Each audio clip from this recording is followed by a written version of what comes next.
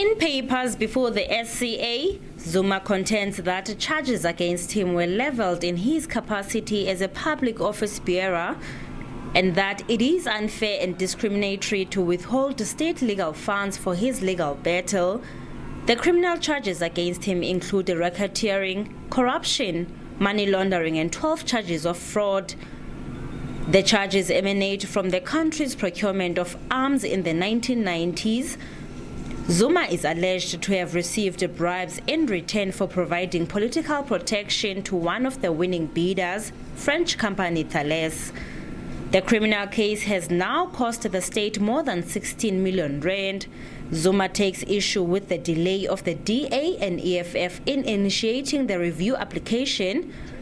He argues that the EFF's High Court application was not brought within a reasonable time. The former president submits that EFF leader Julius Malema should have known about the decision to fund private legal costs from at least 2008, and that although the EFF was founded in 2013, the party could have questioned the decision soon after.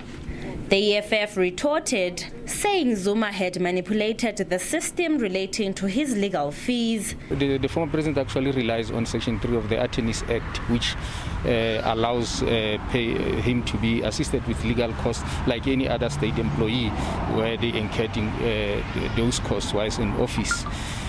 So that is the court rule that he should pay his costs.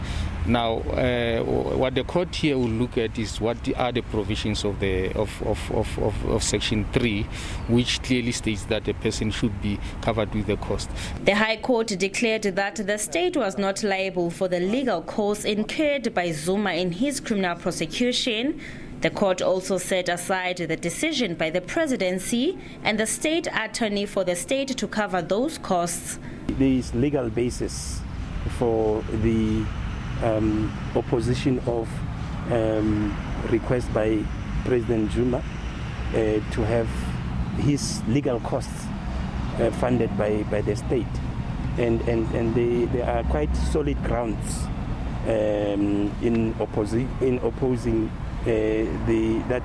that move, and I'm of the view that the court will pronounce in favor of the opposition, DA and EFF in this matter. Meanwhile, Zuma has indicated that he'd defy the Constitutional Court order to appear before the State Capture Commission.